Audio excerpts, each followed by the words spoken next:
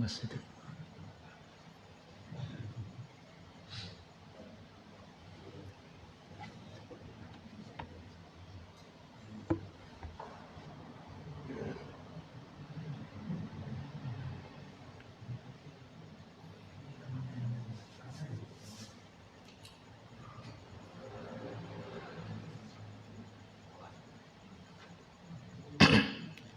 Assalamualaikum warahmatullahi wabarakatuh.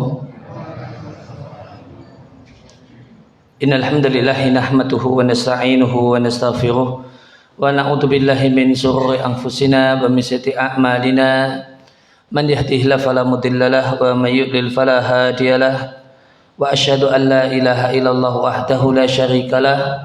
Wa asyhadu anna Muhammadan abduhu wa rasuluhu sallallahu alaihi wa ala alihi wa sahbihi wa sallam. Ba'd. Bapak dan Ibu kaum muslimin dan muslimah jamaah salat subuh Masjid Al-Falah Jongkang rahimani wa rahimakumullah. Dalam kesempatan pagi hari ini kita akan bahas tema mengenai hal-hal atau perbuatan-perbuatan yang itu menghapus pahala dan menghapus amal kebajikan kita. Maka hal ini tentu satu hal yang sangat penting untuk dipelajari, karena ini tentu adalah satu hal yang sangat berbahaya. Kita bersusah payah melakukan berbagai macam bentuk amal ibadah dan amal kebajikan, namun ternyata dapatnya cuma capek semata, dapatnya cuma susah saja, karena tidak ada pahalanya, karena hilang ganjarannya, karena hilang pahalanya. Maka hal ini satu hal yang sangat penting, sangat urgen untuk kita pelajari agar bisa kita waspadai dan bisa kita hindari. Karena jika kita tidak tahu hal yang berbahaya, maka kita tentu akan kurang berhati-hati. Namun jika kita tahu hal-hal yang berbahaya, maka kita bisa waspada. Sebagaimana orang yang ketika kita berkendaraan dan kita melewati jalan yang banyak lubangnya dan kita tahu kalau ini jalan berlubang, maka kita akan lebih hati-hati. Lain hanya jika kita berkendaraan dan kita tidak tahu kalau jalan yang kita lewati adalah jalan yang banyak lubangnya, maka bisa saja kita main gaspol padahal ternyata ada banyak lubang yang bisa membahayakan diri kita. Oleh karena itu maka satu hal yang penting kita bahas hal-hal yang menghapus amal. Dan hal yang paling pokok menghapus amal yang pertama adalah kekafiran. Maka kekafiran itu menghapus seluruh amal. Sebagaimana firman Allah Subhanahu wa taala di surat Al-Maidah ayat yang kelima, Allah katakan, wa may yakfur bil imani faqad habita amaluhu wa huwa fil akhirati minal khasirin. Barang siapa yang mengkafir keimanan, maka sia-sialah, maka terhapuslah seluruh amalnya. Terhapuslah seluruh amalnya dan di akhirat dia menjadi bagian dari orang-orang yang merugi. Maka kekafiran itu menghapus bukan hanya sebagian amal namun seluruh amal. Ini hal yang membedakan terhapusnya amal karena kekafiran dengan hal-hal yang lainnya. Dan tentu di antara bentuk kekafiran adalah kemurtatan.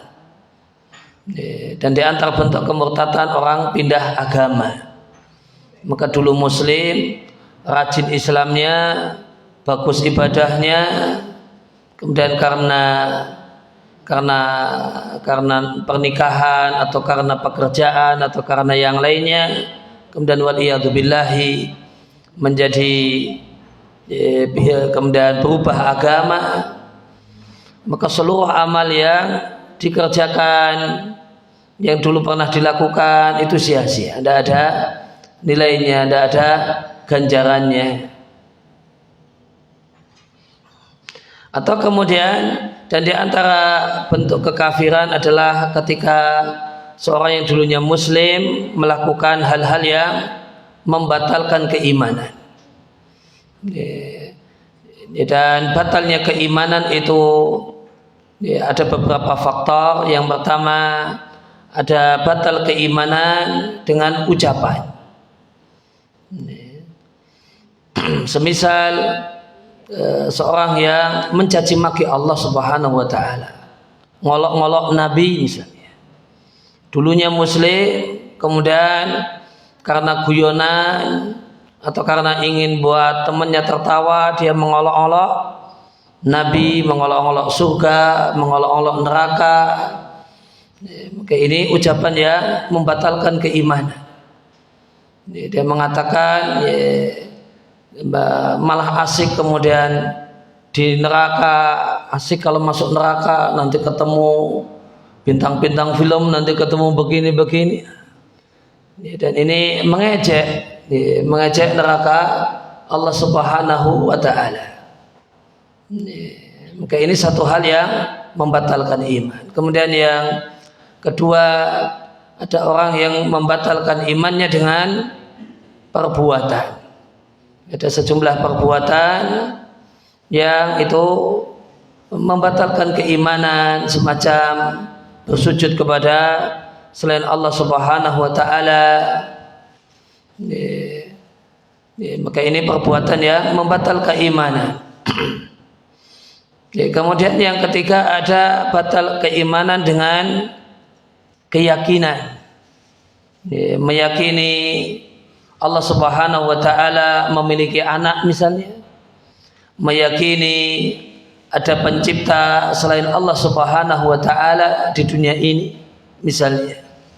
Nah, ini keyakinan-keyakinan yang jika dimiliki oleh seorang yang dulunya muslim akan menjadi batal keislamannya karenanya. Kemudian yang keempat, batal iman itu bisa karena keraguan-raguan.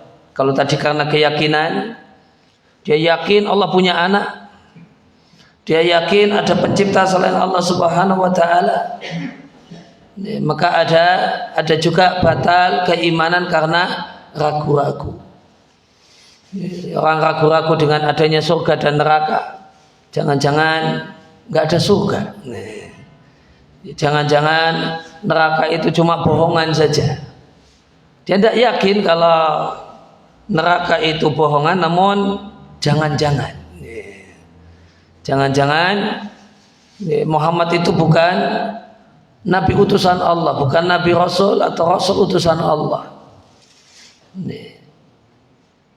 Maka jangan-jangan tidak ada akhirat, jangan-jangan kiamat itu tidak ada. Boleh jadi ya, boleh jadi jangan-jangan, atau kalimat-kalimat yang lainnya yang menunjukkan keraguan-raguan. Maka bisa batal iman karena ragu-ragu. Demikian juga yang kelima, bisa batal iman karena tidak beramal. Ini terutama yaitu batal iman karena tidak sholat.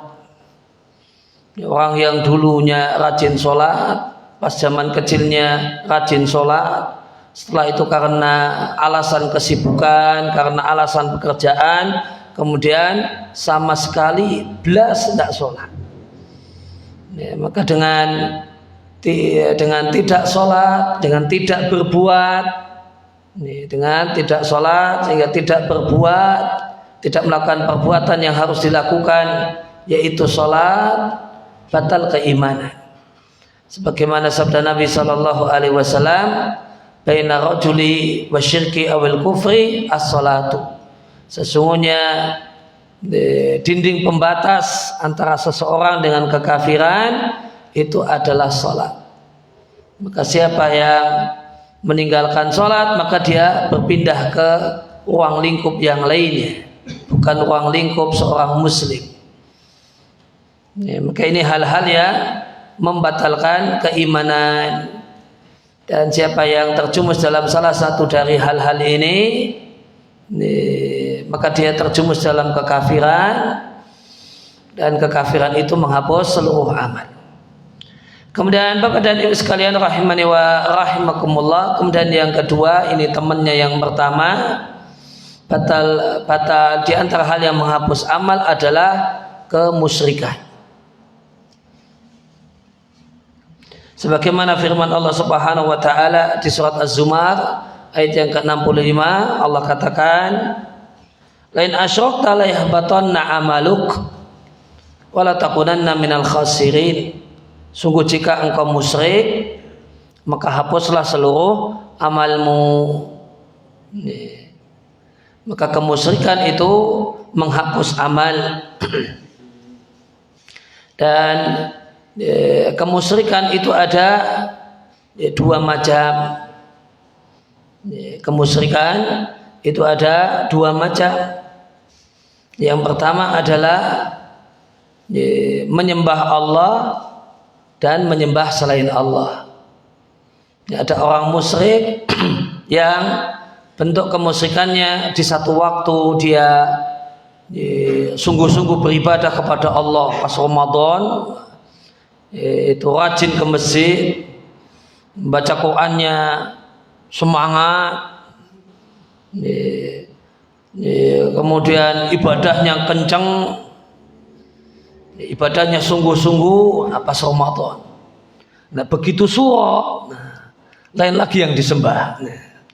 Begitu bulan Muharram sasi suro, wah itu kemudian larung ini dan itu kemudian jamasan ini dan itu,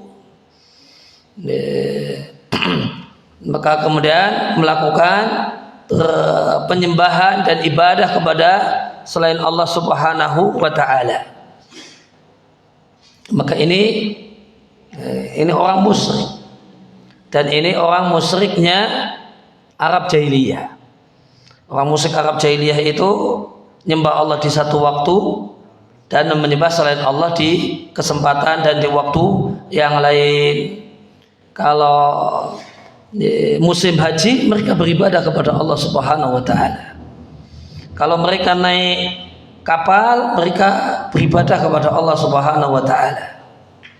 Namun ketika susah, berdoa dan beribadah kepada, kalau ketika senang, maka berdoa dan beribadah kepada selain Allah Subhanahu wa taala. Maka mereka beribadah kepada Allah di satu waktu dan beribadah kepada selain Allah di waktu yang lain. Ini kata orang, ya di sana senang, di sini senang. Nyembah Allah ya senang, nyembah berhala ya juga senang, nyembah pohon juga senang. Perlu diketahui bahasanya sesembahan orang kafir Mekah yang paling besar itu namanya Uzza, dan itu yang dibanggakan saat perang Badar. Mereka sebelum perang, maka dengan bangganya mereka berteriak di hadapan Nabi SAW dan para sahabatnya, "Innalana Uzza wala Uzza lakum." Kami punya Uzza, kalian tidak punya Uzza. Itu betapa bangganya itu. Mau perang itu ya, sebelum perang terjadi, pertempuran terjadi, itu yang dieluk-elukan. Kami punya Uzza, kalian tidak punya Uzza. Maka berhala yang paling besar, paling dibanggakan oleh penduduk Mekah itu Uzza. Dan Uzza itu bentuknya pohon keramat. Uzza itu bentuknya bukan patung. Uzza itu bentuknya bukan patung dipahat dari kayu atau dari batu dan dipahat, diukir dan disembah-sembah, bukan. Uzza itu bentuknya pohon. Ya, apa kegiatan penyembahannya? Penyembahannya orang nenepi di bawah pohon. Orang tirakat di bawah pohon, nanti kalau tengah malam atau apa, nanti akan terdengar suara-suara yang diyakini itu adalah suaranya Uzza. Padahal itu adalah suara jin perempuan yang menghuni pohon tersebut, yang ada di pohon itu. Maka sehingga jika ada pohon-pohon yang dikeramatkan, kemudian orang pun memberikan penyembahan ibadah kepadanya, maka ini Uzza baru. Maka ini hakikatnya adalah Uzza baru. Di samping ada Uzza yang asli yang ada di daerah Mekah sana di masa silam. Dan kemudian di antara bentuk dan di antara bentuk kemusyrikan adalah memberikan sajen. Di antara bentuk kemusyrikan itu adalah memberikan sajen. Sajen untuk pohon keramat, sajen untuk jin yang bau raksa, gunung ini gunung itu, atau jin yang bau raksa kampung ini ataukah kampung itu, sehingga ditaruhlah sajen di perempatan-perempatan jalan atau yang lainnya. Maka ini adalah di antara bentuk kemusyrikan, dan ini ada di antara bentuk kemusyrikan yang dipraktekkan oleh orang Arab jahiliyah. Jadi orang Arab jahiliyah itu di antara bentuk kemusyrikannya adalah pasang sajen. Sebagaimana yang Allah ceritakan di surat Al-An'am ayat yang ke-136. Allah cerita tentang sajennya orang musyrik jahiliyah. Allah katakan wa ja'alu lillahi mimma dara'a minal harthi wal an'am nasiba. Faqalu hadza bi za'mihim faqalu hadza lillahi bi za'mihim wa hadza li syurakaina. Maka mereka jadikan bagi Allah di antara apa yang Allah ciptakan dari hasil pertanian dan hewan ternak, mereka jadikan bagi Allah satu bagian, dan untuk bagian yang mereka berikan untuk Allah mereka katakan hada lillahi biza'mihim, yang ini setumpuk ini untuk Allah, ini setumpuk hasil pertanian ini untuk Allah Subhanahu wa ta'ala. Kemudian ada satu tumpuk hasil perkebunan, hasil pertanian yang lain, ya boleh jadi kalau dalam bahasa kita ya ada pisangnya, ada ininya, ada hasil pertanian yang lainnya. Mereka katakan wahada li syurakaina. Ini hasil pertanian yang ini itu untuk berhala-berhala kami. Apa itu? Sajen. Sajen berupa hasil bumi. Maka di antara bentuk kemusyrikan orang jahiliyah itu sajen dengan hasil bumi. Ya, bahasa kita mungkin ada pisang, ada rambutan, ada apa. Terus ini dikhususkan untuk dan ditujukan untuk berhala-berhala sesembahan mereka, Uzza dan yang lainnya. Maka di antara bentuk kemusyrikan beribadah kepada selain Allah Subhanahu wa ta'ala ya adalah pasang sajen, baik sajen itu isinya hasil bumi atau sajen itu isinya kemudian makanan tertentu, teh pahit atau jenang tertentu atau yang lainnya. Ini ditujukan sebagai makanan, sebagai persembahan untuk jin ini, jin itu, atau pohon keramat ini, batu keramat itu. Maka ini bentuk kemusyrikan. Dan itu kemusyrikan sama persis dengan kemusyrikannya orang Arab jahiliyah. Mereka sudah punya praktek sajen dalam bentuk sebagian hasil ladang dan hasil pertanian mereka. Itu yang Allah ceritakan di surat Al-An'am ayat 136.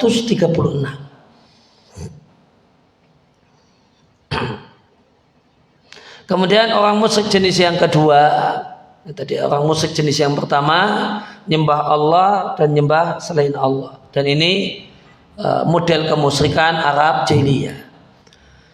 Dan orang kemusyrikan jenis yang kedua adalah nyembah selain Allah dan sama sekali tidak menyembah Allah. Sholat tidak pernah. Kalau orang musyrik jenis yang pertama boleh jadi rajin sholat, rajin doa sama Allah, namun di sisi yang lainnya juga rajin doa minta-minta sama yang bawa reksa, yang menghuni tempat-tempat angker atau wingit tertentu. Berarti doa sama Allah iya, doa kepada selain Allah juga iya. Nah, kalau ini kemusyrikan jenis yang kedua, beribadah kepada Allah sama sekali tidak. Belas tidak pernah beribadah kepada Allah Subhanahu wa taala. Kemudian ibadahnya seluruhnya hanya ditujukan kepada selain Allah Subhanahu wa taala, pada pohon angker tertentu, batu angker tertentu, tempat-tempat wingit atau angker tertentu, atau kemudian jin-jin tertentu yang dianggap menjadi penghuni atau membawa reksa tempat-tempat tertentu. Sama sekali tidak pernah beribadah kepada Allah Subhanahu wa taala. Ini juga tergolong orang yang ini tergolong bentuk kemusyrikan, dan orangnya adalah orang yang musyrik. Kemudian Bapak dan Ibu sekalian rahimani wa rahimakumullah, di antara amal atau tindakan yang menghapus dosa, menghapus pahala, sebagaimana juga telah kita maklum bersama, adalah riya.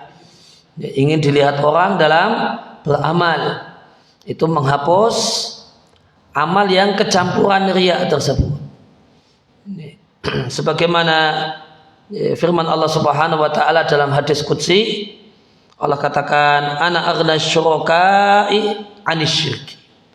Aku, kata Allah, adalah zat yang sama sekali tidak membutuhkan sekutu. Man amila amalan asyraka fihi ma'i ghairi taraktuhu wa syirkahu. Maka siapa yang melakukan satu amal dan dia sekutukan aku, duakan aku dengan selainku, maka aku tinggalkan dia bersama sekutunya. Maka Allah Subhanahu wa taala tidak menerima amal yang dilakukan bercampur dengan riya. Riya ketika ingin dilihat orang, demikian juga ingin didengar orang, ketika bercampur di satu amal, menyebabkan amal tersebut menjadi amal yang tidak ada nilainya, amal yang tidak ada pahalanya. Maka dan riya adalah orang yang, dan di antara ciri orang yang riya adalah orang yang mengharapkan pujian orang dengan amal kebajikannya, dan di antara cirinya adalah dia pun takut dengan celaan orang. Di antara takut celaan orang. Jadi orang itu beramal karena ingin mengharap pujian manusia dan supaya tidak dicela manusia, tidak dikomentari negatif manusia. Maka beramal karena ini, karena beramal karena hal ini. Itu yang disebut dengan riya. Pamer dengan amalnya, keinginan agar amalnya dilihat orang supaya mendapatkan pujian, dan dia khawatir tidak dilihat orang, karena nanti kalau tidak dilihat orang, nanti dia khawatir mendapatkan celaan dari manusia. Maka orang yang riya itu beramal karena mengharapkan pujian dari orang dan takut komentar dan celaan orang. Karena khawatir dan takut celaan orang, dia melakukan amal ini dan itu. Maka rajin ke masjid karena ingin di alam-alam dipuji-puji orang. Ke masjid supaya tidak dikomentari orang. Itu riya. Itu riya. Riya itu bukan hanya menginginkan dan mengharapkan pujian orang, namun melakukan amal kebajikan supaya tidak dikomentari orang dengan komentar negatif, itu juga riya. Sedangkan orang yang beramal amal yang benar, orang itu beramal karena Allah Subhanahu wa taala, baik orang memberikan komentar positif ataupun memberikan komentar negatif. Kemudian yang keempat, di antara hal yang menghapus pahala adalah melakukan amal yang tidak Nabi ajarkan. Maka amal yang tidak Nabi ajarkan itu tidak ada ganjarannya, dapatnya hanya capek semata. Sebagaimana sabda Nabi sallallahu alaihi wasallam, "Man ahdatsa fi amrina hadza ma laysa minhu fa huwa raddun." Barang siapa yang mengada-ada dalam agama ini, mengada-ada dalam masalah akidah, mengada-ada dalam masalah ibadah, dalam ritual ibadah, padahal itu satu hal yang merupakan bukan bagian dari Islam, faqad raddun, maka itu adalah amal dan hal yang tertolak. Sehingga itu jika bentuknya adalah ibadah, maka tidak ada ganjarannya, sehingga hasilnya hanya capek semata atau bahkan ada dosanya. Maka jika ada orang yang bikin sholat mengada-ada, ada orang bikin sholat mengada-ada, sholat Rebu Wekasan, ada sholat Rebu Wekasan, murni itu mengada-ada, murni orang mengada-ada, tidak ada dari Nabi Shallallahu Alaihi Wasallam. Maka di bulan Shofar, yang di pekan yang terakhir, di Jumat yang terakhir bulan Shofar, ada orang yang bikin sholat Rebu Wekasan, atau bukan Jumat, berarti hari Rebu pekan yang terakhir. Orang bikin sholat Rebu Wekasan, sholat tolak balak Rebu Wekasan, itu murni tidak ada ajarannya dari Nabi Sallallahu Alaihi Wasallam, murni karangan orang. Maka apa hasilnya? Ya tidak ada hasilnya. Apakah ada pahalanya? Dijamin tidak ada pahalanya, karena sama sekali Nabi Sallallahu Alaihi Wasallam tidak mengajarkannya, tidak menuntunkannya. Ada orang yang ingin beribadah kepada Allah Subhanahu Wa Taala, dekat dengan Allah Subhanahu Wa Taala dengan bentuk puasa mutih, makan nasi namun nggak campur sayur, nggak campur ini. Yang penting kemudian minumnya air putih, bukan susu tapi airnya air putih, air bening, terus makannya cuma nasi, karena supaya dekat dengan Allah Subhanahu Wa Taala. Maka ini amal mengada-ada. Tidak ada puasa seperti itu dalam ajaran Islam. Jika niatnya untuk cari ganjaran di sisi Allah, maka sama sekali itu tidak ada nilainya di sisi Allah Subhanahu Wa Taala. Karena tidak seperti itu tata cara puasa yang diajarkan dalam Islam. Maka tidak ada nilainya, tidak ada pahalanya, cuma dapat capek semata. Kemudian Bapak dan Ibu sekalian rahimani wa rahimakumullah, kemudian di antara hal yang menghapus pahala ini adalah tidak percaya dengan takdir, mengingkari takdir, karena berlebihan dalam masalah meyakini manfaatnya usaha sampai meniadakan takdir. Sebagaimana perkataan sahabat Nabi Abdullah bin Umar radhiallahu anhuma, beliau mengatakan di zaman Abdullah bin Umar sudah muncul faham sesat menolak takdir, tidak percaya dengan takdir. Maka sahabat Nabi Abdullah bin Umar mengatakan, fa idza laqita ulaika fa akhbirhu. Jika engkau berjumpa dengan mereka yang tidak percaya takdir, sampaikan dan informasikan kepada mereka bahasanya aku Ibnu Umar berlepas diri dari mereka, dan mereka itu berlepas diri dariku. Walladzi ahlifu bihi, demi Allah zat yang aku bersumpah dengan namanya, lau anna li ahadihim mithla jabali uhudin dhahaban fa anfaqahu maka bilallahu minhu hatta yu'mina bil qadari.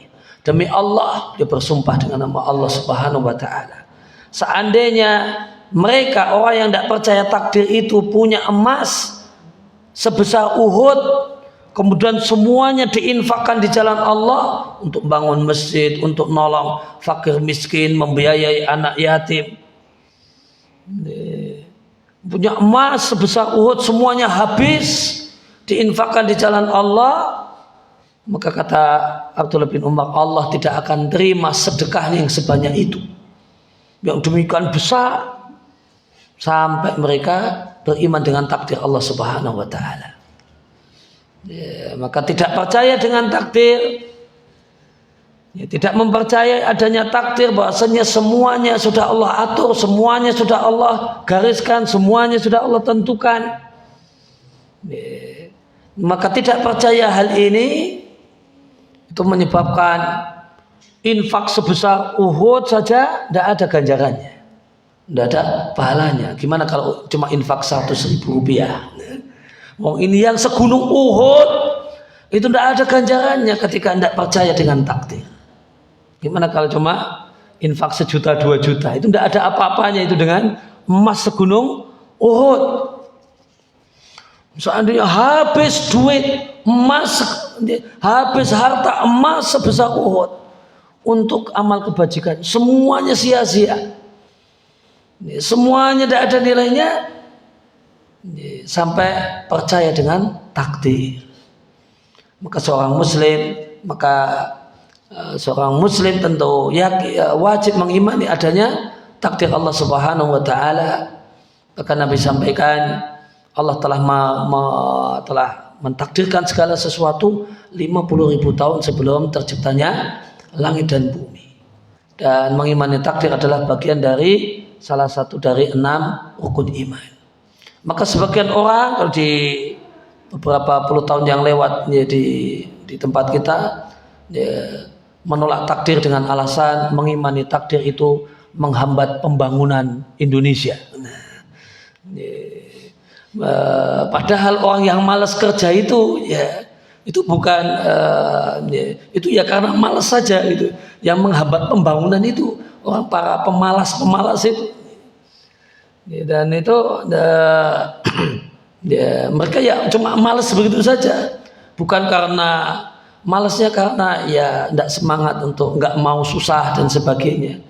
Tidak kemudian pakai alasan-alasan agama, bukan pakai alasan-alasan agama.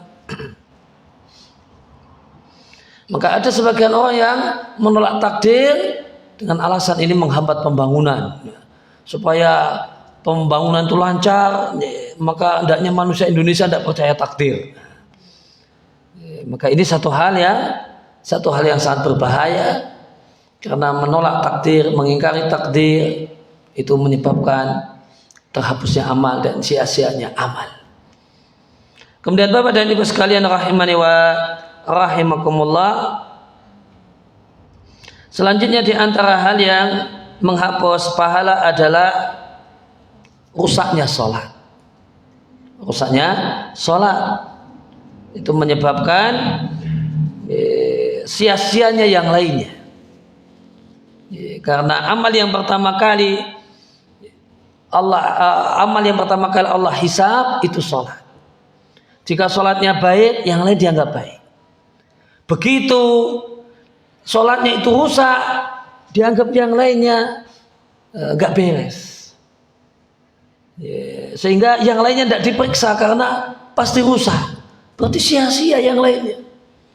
Puasanya sia-sia, zikirnya sia-sia, baca Qur'annya sia-sia, sedekahnya sia-sia. Kenapa? Pemeriksaan pertama sholat, hasilnya nilai sholatnya jeblok.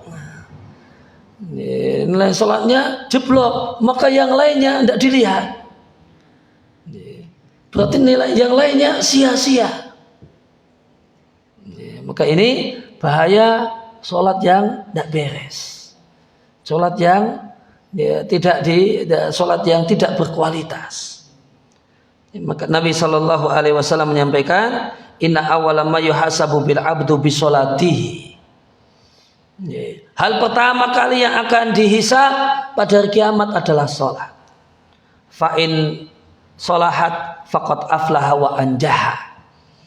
Maka jika sholatnya itu bagus, maka dia beruntung dan sukses. Karena yang lain dianggap bagus, yang lainnya diterima. Namun wa in fasadat, jika pemeriksaan pertama sholat itu hasilnya rusak, nilainya jeblok, faqad khoba wa khasira, maka sungguh dia orang yang menyesal dan merugi. Kenapa? Ya, demikian hadis yang diriwayatkan oleh An-Nasa'i dan At-Tirmidzi. Mengapa? Karena nanti yang lainnya itu tidak diangkat. Puasanya, sholatnya, umroh hajinya, sedekahnya, zikir baca Qur'annya itu tidak diangkat. Ketika sholatnya rusak, maka hal ini menunjukkan ya wajib bagi setiap muslim untuk perhatian dengan sholatnya. Bagaimanakah sholat kita adalah menjadi sholat yang berkualitas, ya, sholat yang bernilai, ya, maka dengan memperhatikan waktunya, dengan memperhatikan syarat-syaratnya, wudunya harus benar, ya. Kemudian syarat-syarat sholat harus dipenuhi dengan benar, ya, sehingga sholat kita sholat yang diterima, sholat yang ada nilainya di sisi Allah Subhanahu wa Ta'ala. Kemudian di antara amal yang atau hal yang menghapus pahala, ya, adalah orang itu benci sama bapaknya sehingga tidak mau mengakui bapaknya sebagai bapaknya. Tidak mau mengakui bapaknya sebagai bapaknya karena bapaknya orang bodoh, bapaknya orang miskin. Ya, maka kemudian dia ngaku-ngaku pada bapak saya itu bukan itu. Dia mengaku-ngaku bapaknya itu bapaknya itu si A, padahal bapaknya yang sebenarnya, bapak kandungnya itu adalah si B. Maka orang benci dengan ayah kandungnya, ayah sahnya, dan dia mengaku-ngaku kalau bapaknya itu adalah dia yang lainnya. Maka ini adalah di antara amal ya, di antara hal yang menghapus pahala. Kemudian kalau dulu ketika ada budak, maka di antara hal yang buruk, ini temannya, itu adalah orang ngaku-ngaku saya itu bekas budak suku A, ini suku yang keren, padahal bukan.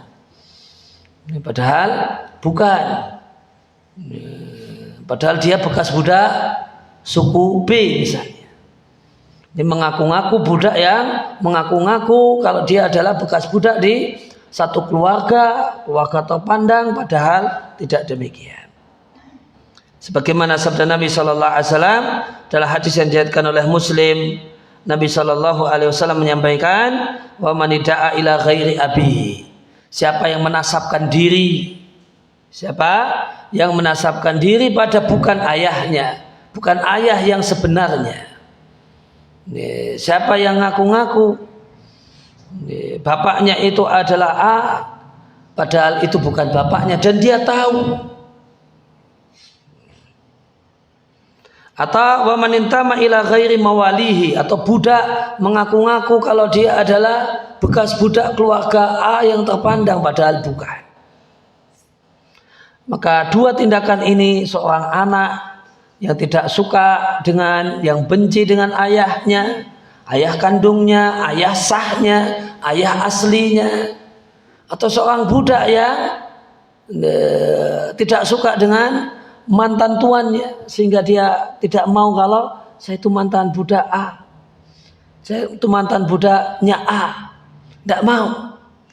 Maka kata Nabi Shallallahu Alaihi Wasallam, fa alaihi laknatullahi wal malaikati wan nasi ajma'in, maka untuknya laknat Allah, seluruh malaikat dan semua manusia. Wala yaqbalullahu minhu yaumal qiyamati sorfan wala adlan, Dan pada hari kiamat Allah tidak akan menerima amalnya, baik amal wajibnya ataupun amal sunnahnya.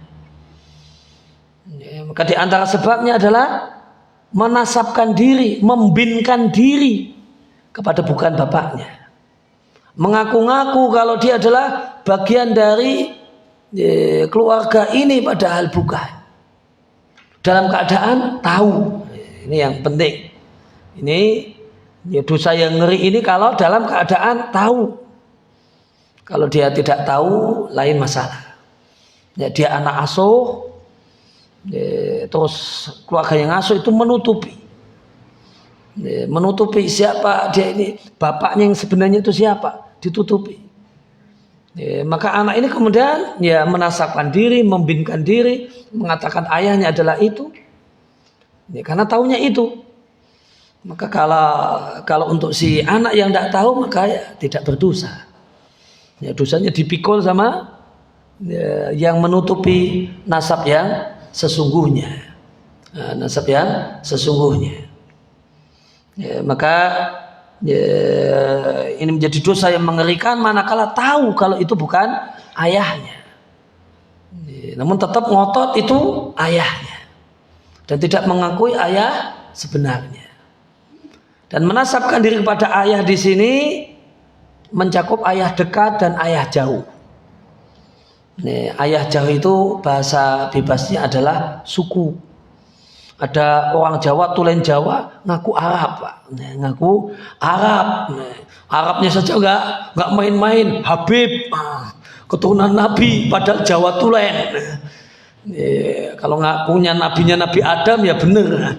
Kalau nabinya Nabi Muhammad Sallallahu Alaihi Wasallam, nah ini bohong yang luar biasa. Maka termasuk dalam hadis ini, mengaku-ngaku menasabkan diri kepada bukan ayah sesungguhnya. Dia katakan, nah ayah saya itu orang Arab, padahal Jawa tulen.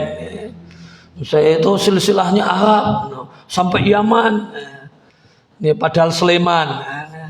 Padahal tulen Sleman, malah kemudian bakal ngaku-ngaku keturunan Nabi, keturunannya Fatimah, keturunannya Hasan atau keturunannya Husain, padahal itu 100% bohong. Maka ini masuk dalam hal ini. Allah, malaikat dan seluruh manusia melaknatnya, dan Allah tidak akan menerima nanti pada hari kiamat amalnya, baik amal wajibnya ataupun amal sunnahnya. Ngeri sekali. Enggak main-main ini. Ini bukan hal yang main-main. Kemudian orang Jawa namun kemudian ngaku suku yang lainnya, atau suku yang lainnya ngaku kalau dia suku Jawa misalnya. Ini satu hal yang tidak boleh. Saya kemudian pernah dapat pertanyaan satu kasus di Sumatera Utara gitu. Ada satu dai gitu. Itu tanya ke saya, saat ini kalau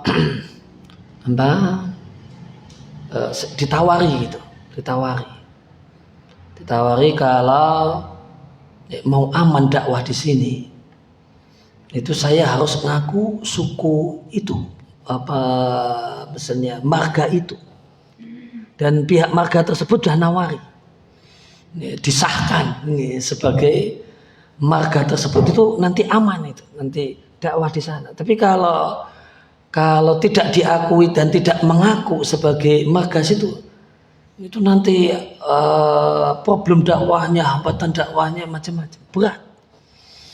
Dan itu ditawari untuk disahkan sebagai anggota marga fulan dan sehingga mengaku sebagai marga fulan, supaya untuk mengamankan kepentingan dakwah. Maka saya sempat, wah ya tidak bisa demikian itu, ngaku-ngaku saya itu marganya apa misalnya Pak Nasution atau marganya apa, padahal tidak ada jalur ke sana. Itu mengaku-ngaku mengaku-ngaku menasabkan diri kepada bukan ayahnya. Ini satu dosa besar. Ini bukan satu hal yang main-main. Maka saya sampaikan, jangan demikian. Itu masalah besar, itu dosanya dosa besar. Orang mengatakan kalau dia punya marga, di belakangnya punya marga ini, padahal bukan. Kemudian yang terakhir di kesempatan pagi hari ini, maka di antara hal yang menghapus dosa, menghapus pahala adalah tidak sholat asar. Nabi SAW menyampaikan dalam hadis yang diriwayatkan oleh Al-Bukhari, man taraka sholatal asri faqad habita amalu. Siapa yang tidak sholat asar, itu tidak sholat asar pada waktunya, sholat asar namun sudah maghrib, maka siapa yang tidak sholat asar faqad habita amaluhu, maka hapus amalnya.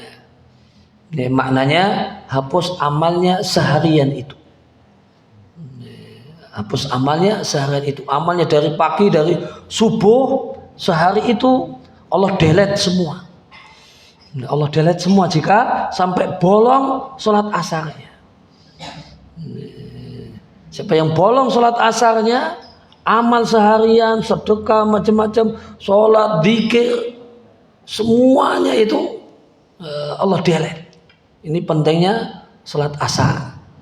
Dan sholat asar itu adalah sholat wusta, sholat yang paling afdal dan paling mulia.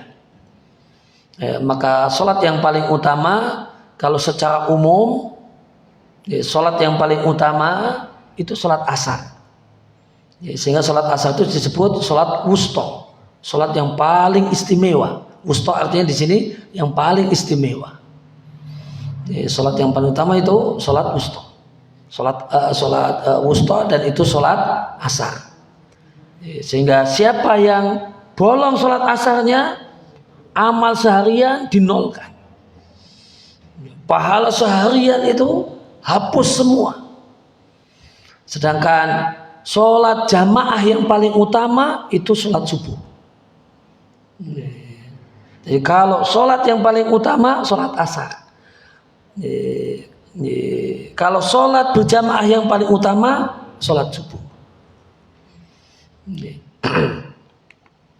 Sehingga ada Nabi SAW menyampaikan, man sholat bardaini dakhalal jannata.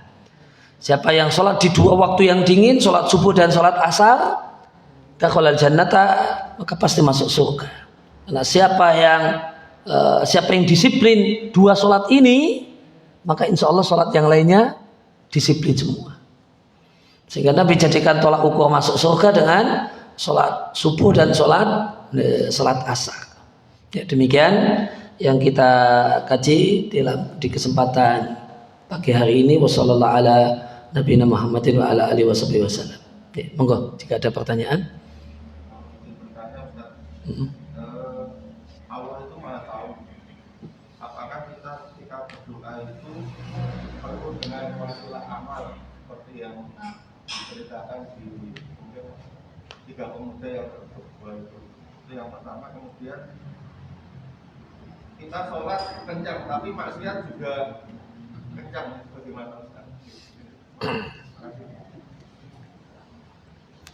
Yang pertama, perlu diketahui ada sebagian orang yang tidak mau berdoa sama sekali. Tidak mau berdoa. Dia ahli ibadah, namun kalau doa nggak mau. Kenapa? Allah sudah tahu isi hati saya itu pingin apa gitu. Saya itu pingin apa, Allah sudah tahu, maka tidak perlu berdoa. Saya kencang sholatnya, kencang puasanya, namun namun doa tidak mau. Kan Allah sudah tahu isi hati saya. Untuk apa saya doa gitu? Jawabannya betul, Allah Subhanahu wa taala mengetahui isi hati kita. Namun Allah sendiri yang memerintahkan kita untuk berdoa. Dan berdoa itu dilisankan, bukan di batin. Nabi pun mengetahui kalau Allah itu tahu isi hati kita. Nabi memerintahkan kita untuk berdoa, untuk berkata-kata memohon dan meminta kepada Allah Subhanahu wa taala. Ya, jadi tidak boleh mempertentangkan hal ini. Tidak boleh mempertentangkan hal ini. Berdoa, demikian juga adab-adab doa tidak perlu dipertentangkan dengan Allah kan Maha tahu. Ya, nanti akhirnya karena alasan Allah Maha tahu, nanti nggak mau doa. Udah tahu isi hati juga. Harapan-harapan saya, keinginan saya, maunya apa, pengennya apa, udah tahu. Gitu. Sehingga doa itu tidak bertentangan dengan hal ini. Karena doa itu ibadah yang Allah perintahkan. Seandainya tidak Allah kabulkan, maka doa itu ibadah yang berpahala.